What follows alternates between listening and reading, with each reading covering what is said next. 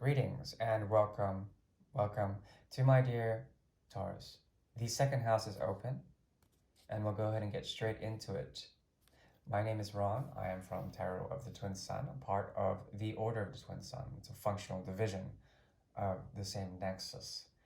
This is a Great Portal reading. The Great Portal is designed to show you and the energy of a significant other, a significant project, a significant something. Okay? This won't resonate for everyone, but if it does, I do invite you to relish in its information. The Great Mirror is designed also to understand modes of karma that are deeply connected to the unconscious connection between you and a significant other. Please take only what you will and know that my channeling is for the good intention of objectified reason as well as for goodness. Okay?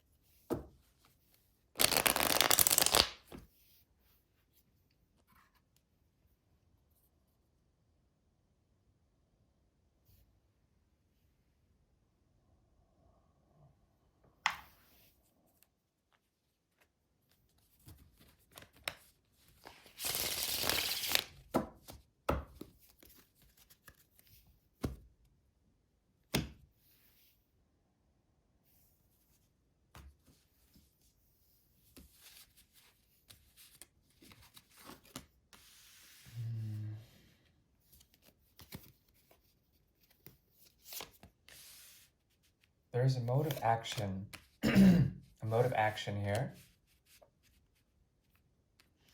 Action and inaction, actions within no action. That has to do with foundations, the home, a sense of belonging.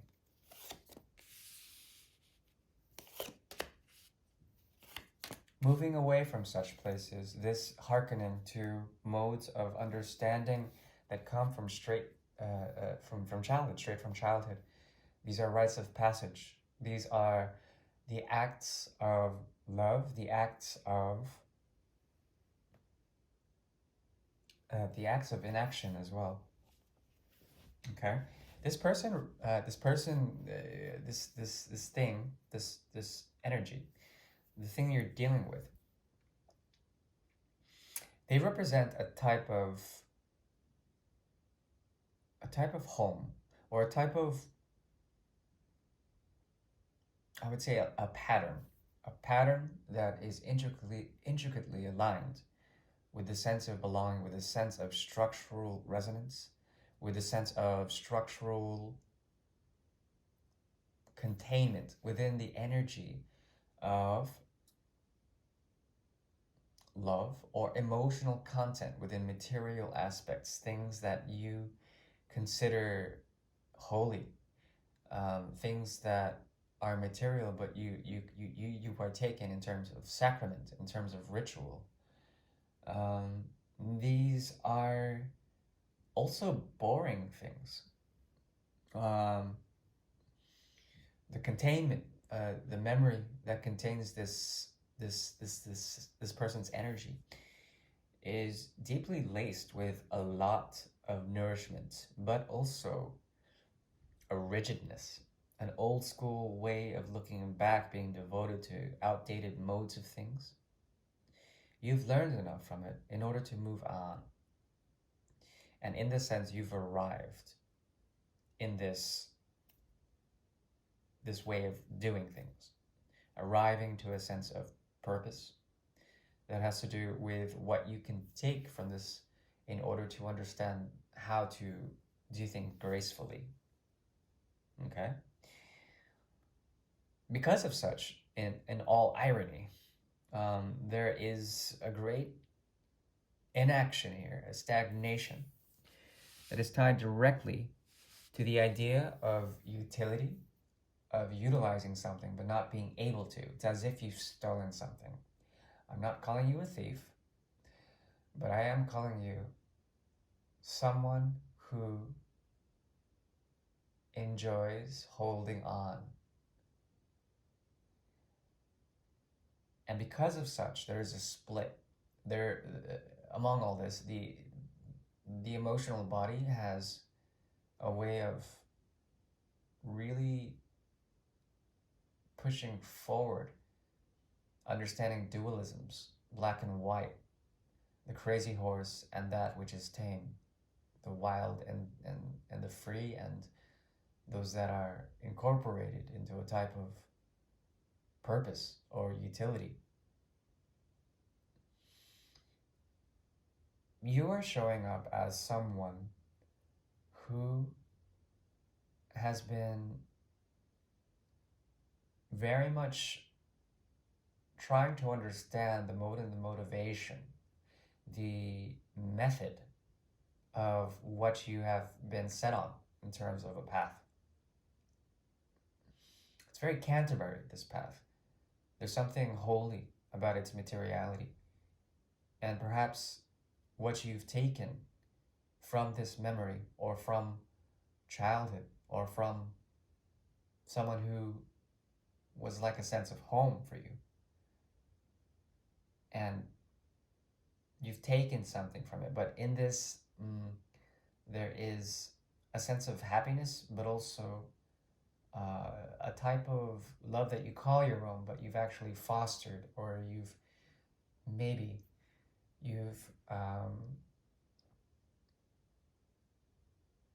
adopted some way of feeling, and you're carrying it on to your new relationships, your new paths, your new workplaces, your new families, your new friendships. And this person is a friend because of it. At the same time, there's a memory that is fading with ennui, which is a sense of boredom, a sense of laissez-faire, a sense of no longer holding on to it, even though there is the very conservative, rigid, history here, mindset, the way of thinking, the way of possessing. Both of you are very possessive in this. And what emerges out of this is a sense of kind of mindlessness, or freneticism of the mind, I would say, more than anything. This comes to both of you as a gigantic, sort of catastrophe. You moving on, trying to move on, not getting to move on, but then still being indebted to this person for giving you a sense of inner devotion, inner fire, a sense of belonging at one point. But now you feel cast away. There's a sadness in this, but it's not that sad. It's not that sad. This person is giving you quite a bit in terms of potentialities, moving on, moving forward. But because of this, there's a l'enrement, which is the Three of Swords, that whole bag, that whole cup of tea. Very sour, very humbling in a way. Excuse me. Now, the soul connection here we'll get to in just a second. There is also the motif of judgment coming about. The heralds trumpeting the horns, the harbinger of some great truths, the messenger. Mercury is very strong here. So the mind is moving a lot, and there's a need to critically discern that which is from the past that has been buried. And because of such, shadow work needs to occur. There may be challenges on making new beginnings because of things that need to be peacefully resolved. There is a sense of peace here, but it has to do with the piece of not stabilizing anything in terms of practical method or methodology. You've sort of thrown caution to the wind and are trying to move forward, but on your chariot, one horse is not cooperating and the other is trying to keep that other horse in line. And because of such, the chariot cannot function. So,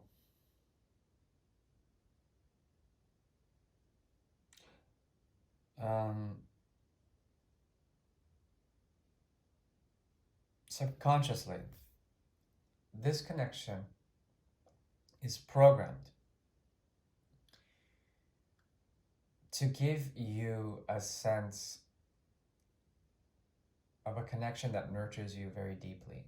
Something that without it would make you feel callous, but at the same time, it's something that you've depended on as a form of nurture since your very conception.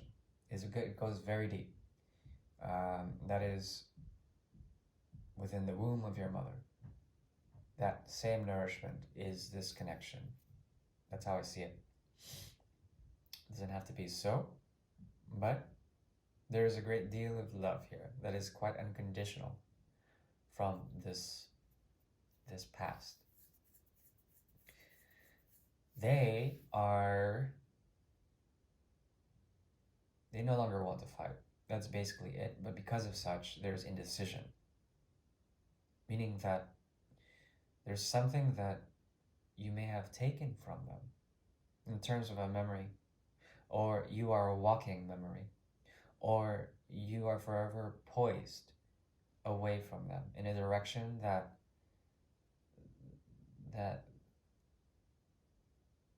makes them almost stupefied. They can't understand any of it. They can't make any sense of it. They're almost bored of thinking about it.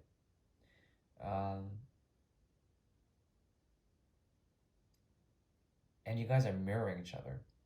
The axis of air and fire, indecision, as well as esperanza, hope, some sort of motivation, through understanding how, through your extrication, there is a type of, through your leaving, there is a type of understanding, but you bring the pain away from them and leave them in a form of indecision that could take the form of the Two of Swords or the Two of Rods even.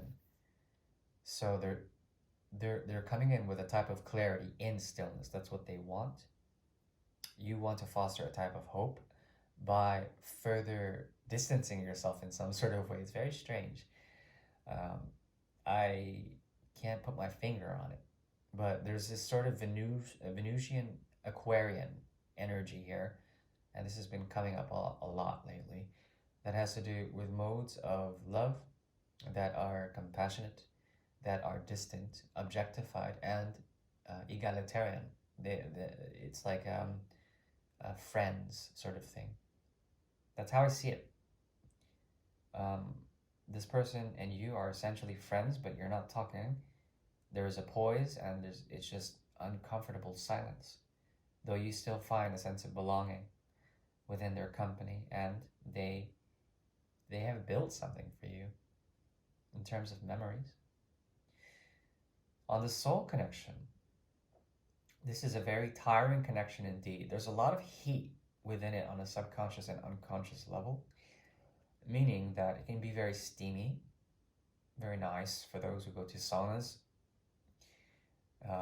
In that respect, it's detoxifying in a way. And this is the great lesson of the human condition. You guys are learning through a type of detoxification, big time.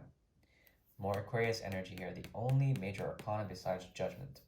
Judgment is Uranian, Mercurial, and then of course the Aquarian energy, which is Uranian but Saturnian. Okay, so this goes deep. It goes to the very fundamental core of the spiritual experience.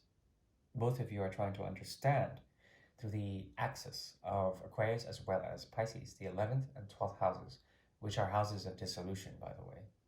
Through the dissolution of the connection throughout repeating lifetimes. Okay, I'm talking transmigration here. There is a incredible amount of repetition, of being toxically um, encapsulated in each other's steamy presence. Okay, it's very intoxicating, and then having to release that through the afterglow constantly. It's a connection of healing, and it's through your mode of trying to be the avoidant, trying to be the runner, in order to understand how the human condition is not suitable to host this spiritual union. On one end, there's the great lie and the inability to speak fully in a truthful, analytical way to express what this connection really is. And maybe to this day, there's still difficulty in seeing the bigger picture, in trying to understand the great mystery that you represent and that you have within you, but you can't seem to express without you. Okay? On their end, there is the feeling of this person has been through a lot, quite a bit, and they see you as the cherry on top. But it is this that needs to be processed, that needs to be healed. If not in this lifetime, then probably the next, or the one after, or the one after. It really depends. Like I said, the human condition is not suitable to host a spiritual connection of this nature. Okay, that's it. As far as challenges go, yeah. See, that's the thing. The ego is a big one for both of you. There's a lot of stubborn energy between both of you, fixed energy, stubborn energy. And there is a need also to truly depart. This departure will always lead to a rubber band, a return back to emotions left aside. So it can be sweet, bittersweet, but mostly I see it as a spiritual love, yeah, that can be untouched by logic or reason. Don't think about it too much. You might go very, very deep into the the madness of it all. But that is what I see, and hopefully you enjoyed that. If you did, please like or dislike to your liking. Subscribe if you will. I am open for private readings. You can find me in my About section. Otherwise, I wish you the very best, my dear Taurus. Bye.